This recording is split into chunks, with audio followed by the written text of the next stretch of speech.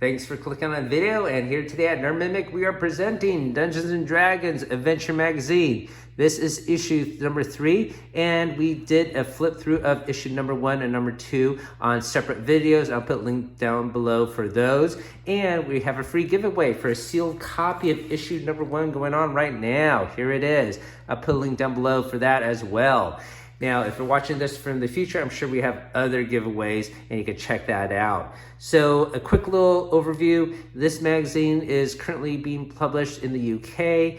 There is anticipated to be an 80 issue run, and within each issue, there's a free giveaway. And you see this one has some 4 exclusive character miniatures. So it looks like they're going to be these acrylic standees that are popular nowadays. They call it 2D miniatures. And let's flip it to the back. And we can see here's a monster stat block for a spirit. So this is going to be part of the encounter that's within the book, as there are planned to be 5 to 6 campaigns within the 80 issue run. So let's get this bag open. And while I'm doing so, if you're new to the channel, hopefully consider liking and subscribing. And that certainly helps us grow to over 1,000. And so you don't miss out on the other issues that we are gonna do over the next several weeks. All right, so thank you for listening to that. So let's take a closer look at this miniature assembly instructions. Pop it out. Oh, there's a little adhesive, maybe, protective film that is, and you stand it on. I don't know if I'm gonna break it or assemble it right now, because I'm assuming they're gonna have others for maybe the spirit or other creatures you might involve, so I might save it up. But yeah, there is a protective film on it. You can see here. Let's see if it's a flipped image or a separate image on the back. No, it's a flipped image.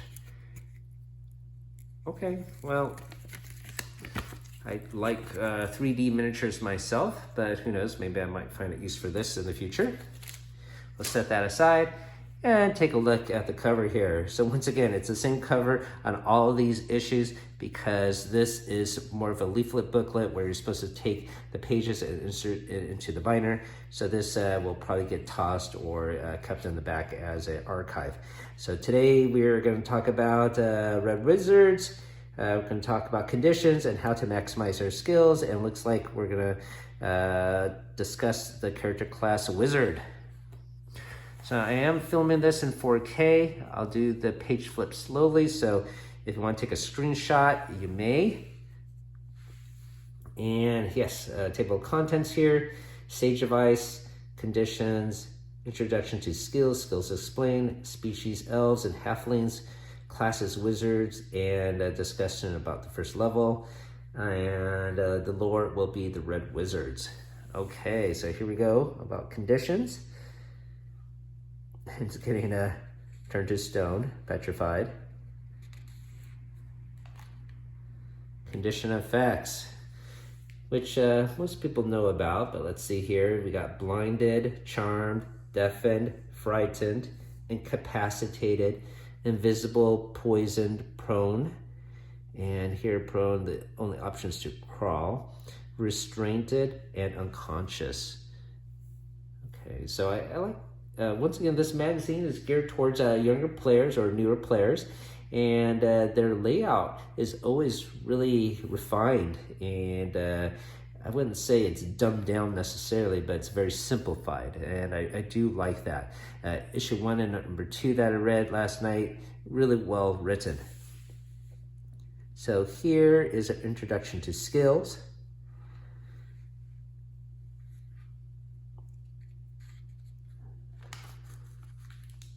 And here is a little advertising for the magazine series.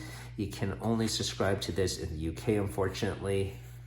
So I've got a big lot mailed to me, and that's how I'm able to show you all of these issues. And if you subscribe, they actually have other freebies, including a dice tray, a binder, a DM screen, and a little dice jail. All right, so that's unfortunate. We can't do that here in the US. So more about skill proficiencies and the different types according to your ability up there. Pro tip, rogues get an extra boost to 2 skills as part of their character cast. The expertise feature doubles their proficiency bonus of 2 chosen skills. For example, our pre-created rogue, Cantor Thrannax, chose expertise in sleight of hand and stealth, which is why his score is so high in these skills. These skills have an E symbol next to them on the character sheet. So going back to these freebie miniatures, these, I guess, are going to be the pre-generated characters for the adventure in the back. Skills explained. Each skill has a number of ways they can be used in the game to achieve your goals: acrobatics, animal handling, arcana, athletics, deception, history. This is your character's ability to recall lore about historical events, legendary people, ancient kingdoms, past disputes, recent wars, and lost civilizations, insight and intimidation. I'm sure there are going to be more skills listed on the back here. Yes, of course. Investigation, medicine, nature, perception, performance, persuasion, religion, sleight of hand, stealth, and survival. Changing skill, pro tip. Sometimes a skill proficiency ends up not being useful or no longer fits a character's story. In these cases, a player can talk to the DM about replacing that skill proficiency with another the class has access to. Okay. So a lot of this art is really nice, but recycled some of them, I can tell. So here we're talking about the species elves, mythical lineages.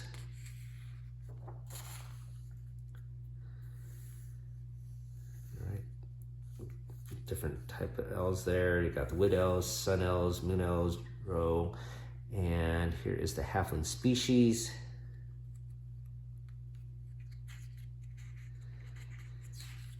And once again, you're going to place these leaves in a booklet, and they have nice headers here and a nice icon that you can use. Pretty cool. Familiar blondes, light foot or stout, positively loyal. And then our class here is the wizard. The lure of knowledge. As you can see, once again, the layout of these magazines are really well done. Schools of magic. School of Operation, School of Conjuration, School of Divination, School of Enchantment, School of Evocation, School of Illusion, School of Necromancy, and School of Transmutation. Spellbooks here. Wizard features. First level. Spellcasting abilities. Just trying to skim over the text very quickly, see if there's any difference I might notice. Once again, this series is trying to incorporate the new rules coming up next year. The spellbook again. Pro tip, items that can be purchased in the game are often said to cost a set of number of gold GP, which stands for gold pieces. For example, a wizard hoping to copy a spell will need at least 50 gold pieces to buy the necessary ink. Spell levels. A wizard's spell grows in power from first level spells cast to the newest adventures to the 9th level magic wielded by the mightiest mages. Okay. Cantrips, and here's our bit of lore of Red Wizards, which a lot of people know about because of the recent movie.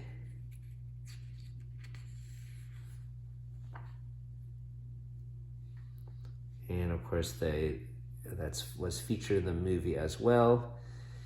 And this is an encounter that gets placed as part of that campaign they started in issue 1. And you could also see on these other pages, there's no page number on the bottom. They just have a header where you might put the leaflet page in. However, on this, there's actually numbers. You can see this is number 13. And because this is meant to be tied together with the other encounters in the magazine run so far.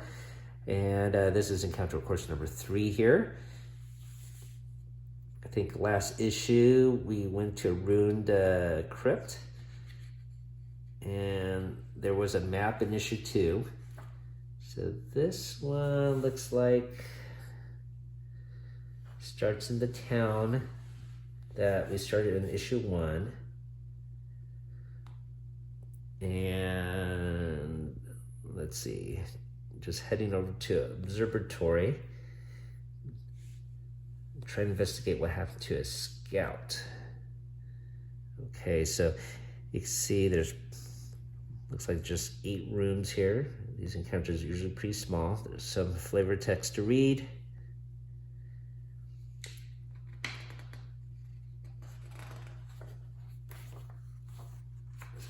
Okay, good. There is another page here. All right, so I guess we're looking for the scout, and he's probably, the scout's body is possessed by the spirit on the back page there. Got a wondrous item they could find, a pearl of power, which is cool. And here is a demon fiend that they might encounter. And here's the stat block for the scout that you're trying to rescue or help, exorcising the spirit from him or her. All right. So usually these encounters are pretty small, but they're well written and might be fun for a single evening one-shot adventure. Very cool. Okay, so that is our 100% flip through of issue number 3 in 4K. Hopefully you enjoyed it, and I'll read it later tonight, see if there's anything I could pick out that might be unusual or different from 5E. And thank you for watching, everybody. Keep a lookout for the other issues, and have a great day.